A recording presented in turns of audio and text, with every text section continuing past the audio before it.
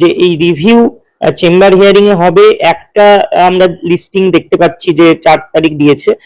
ব্যাপারটা হচ্ছে সব ডায়েরি নম্বরই মোটামুটি একের পর এক এরকম লিস্টিং এ আসবে, হতে পারে সমস্তটাই ট্যাগ হয়ে যেতে পারে, আর না হলে এক এক করে কিছু ট্যাগ হলো কিছু বাকি থাকলো, কারণ সবার এখনো ডিফেক্ট ক্লিয়ার হয়েছে নাকি এটা তো জানি না। আমাদের মঞ্চের মোটামুটি প্রায় সব ডিফেক্ট ক্লিয়ার হয়েছে, এখনো নন টিচিং স্টাফদেরও ডিফেক্ট ক্লিয়ার হয়ে গেছে, তাদেরও মেনশন করানোর জন্য শুনেছি আগের দিনই মেনকা গুরুস্বামীর পাশে দুজন মানে ফিমেল লয়ার ছিলেন, লেডি লয়ার্স, তারা গ্রুপ সিডি দের তরফ থেকেই ছিল বলে তারা বলেছে।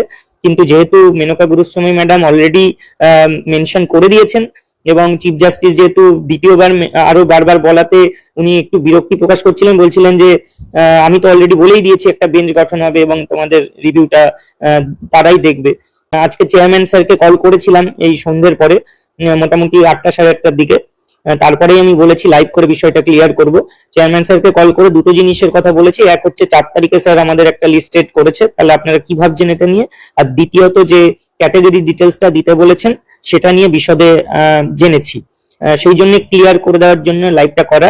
কারণ অনেকেই এই দুটো বিষয়ই এখন যেহেতু প্রধান বিষয়, সব থেকে প্রধান হচ্ছে রিভিউ এর ব্যাপারে চেয়ারম্যান স্যারকে জিজ্ঞাসা করাতে উনি যেটা বললেন যে এটা তো চেম্বার, উনি বললেন যে আরপিসি লেখা আছে দেখবে, তো চেম্বার হিয়ারিং এর জন্যই এটা যাবে এবং জয়দীপ গুপ্তার সঙ্গে কথা হয়েছে, চেম্বার হিয়ারিং এ এটা আসবে এবং উনি আশাবাদী, উনি যেটা বললেন যেহেতু চিফ জাস্টিস বলেছেন একটা বেঞ্চ গঠন করে দেবেন, সেই জন্য এটা আশা করাই যায় যে ওপেন হিয়ারিং এ একটা হিয়ারিং হওয়ার সম্ভাবনা থাকছে, সেটা উনি আশাবাদী হয়েই বললেন এবং হয়তো লয়াররাও তাকে সেটাই জানিয়েছেন যে এই আশার দিকটা রয়েছে।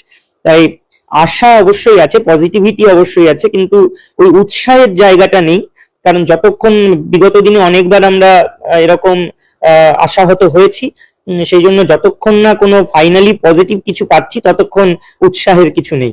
আশা করব সব দিকটাই ভালোভাবে হোক এবং রিভিউটা যেন প্রাথমিকভাবে ওপেন হিয়ারিং এ আসে এবং ওপেন হিয়ারিং এ এসে যেন পুরোটাই শুনানি হয়। চেয়ারম্যান স্যারও আশাবাদী, সেটাই জানালেন। এখন যে বিষয়টা, এই রিভিউয়ের দিকটা অবশ্যই এখন সব থেকে প্রধান, কিন্তু ওটাকে মাথায় রেখে শুধু চুপচাপ বসে থাকলে তো হবে না, কারণ ওটা একটা দিক, এটা কবে উঠবে কবে আসবে, তারপরে ওপেন হিয়ারিং হলে সেটা কবে হবে বা সেটার বিষয়ে কতদিন লাগবে সেটা আমরা কেউই জানি না। তাই পাশাপাশি আদার্স যে বিষয়গুলো রয়েছে ওগুলো করে যাওয়াটা জরুরি। সেটা হচ্ছে প্রথমত একটা এসএলপি, যেটা পরীক্ষার বিষয়টা নিয়ে, পরীক্ষার এই যে নিউ নোটিশ বা নিউ গেজেট, সেখানে কতগুলো ভুল রয়েছে, বা আমাদের যে 3 এপ্রিলের জাজমেন্ট বা এম এর যে জাজমেন্ট সেটাকে মানে মানা হচ্ছে না এই নোটিফিকেশনে, সেটাকে তুলে ধরে একটা এসএলপি করা হচ্ছে। এই সপ্তাহেই সম্ভবত এসএলপিটা হয়ে যাবে, সেটা আমাদেরকে জানিয়েছেন। তো দেখা যাক সেটা কবে আলটিমেটলি প্লেসড হয়।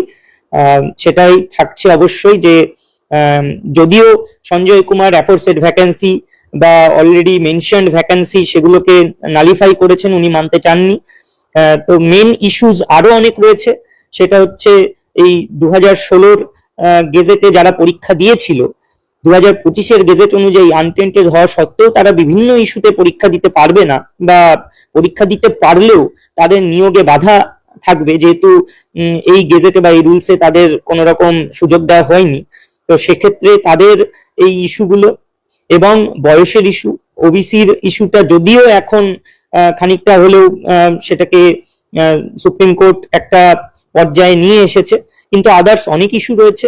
এবং আমাদের এটা বলা হচ্ছে অনেক জায়গায় যে আনটেন্টেড টিচারদেরকে নাকি একটা গ্রেস নাম্বার দেওয়া হয়েছে, কথাটা খুবই ভুল। এটা কোনো গ্রেস মার্কস নয় বা ওয়েটেজ নয়, এটা এক্সপেরিয়েন্স মার্কস দেওয়া হয়েছে এবং এটা শুধু আনটেন্টেড টিচাররা পাবে না, এটা কিন্তু যারা বিগত ইন সার্ভিস বা 2016 আগেও যারা ইন সার্ভিস রয়েছেন তারা সকলেই পাবেন, এবং বিগত দিনে এসএসসি পরীক্ষায় এই মার্কস আগেও ছিল। তো এটা কোনো গ্রেস মার্কস বা ওয়েটেজ নয়, সেটা নিয়েও অবশ্যই এসএলপি তে বলা থাকবে। এসএলপি তে অনেক ইস্যুস নিয়েই থাকবে, এসএলপি এসএলমির মতো হবে। আমি পার্সোনালি একটা এমএ ফাইলের কথা বলেছিলাম, সেই এমএ ফাইলটাও করার কথা ভাবছি, যেটা আমরা দেখেছি অনেকদিন আগে থেকেই এই কথাটা উঠেছিল, কিন্তু অনেক কারণে এটা করা হয়নি বা সেই সময় অনেক বাধা ছিল। তো যাই হোক, সেই এমএটা যেহেতু পরীক্ষা এগিয়ে আসছে, আর সঞ্জয় কুমার যেহেতু একটা কথা বলেছেন, এবার সেটা কি মিন করতে চেয়েছেন সেটা তিনিই জানেন। কিন্তু আমরা যেহেতু অনেকেই ভাবছি যে উনি কি বোঝাতে চেয়েছেন, হয়তো কিছু একটা বোঝাতে চেয়েছেন, সেই জায়গা থেকেই একটা এমএফআইল এর কথা আমি পার্সোনালি ভাবছি। সেটা ওই 49 প্যারার যে ক্ল্যারিফিকেশন, বা উনি বলেছেন আনটেন্টেড এবং পিএইচ যারা তারা পরীক্ষায় অংশগ্রহণ করতে পারবে, তাহলে কেন সকলকে জড়িয়ে দেওয়া হচ্ছে, কেন আলাদা করা হচ্ছে না, কেন সিলেকশন প্রসেস, বা সিলেকশন প্রসেস বলতে উনি কি বোঝাতে চাইছেন সেটার বিষয়ে একটা আলাদা এমএফআইল করার কথা হচ্ছে। দেখা যাক সেটা কবে থেকে করা যায় বা কি করা যায়, তাড়াতাড়ি করতে হবে, কারণ দেখুন প্যারালালি সবকিছু নিয়েই ভাবতে হবে। রিভিউ এর মতো চলতে থাকুক, এসএলপি এমএ এগুলো আলাদা চলতে থাকুক, এগুলোর সাথে রিভিউ এর কোনো সম্পর্ক তেমন নেই।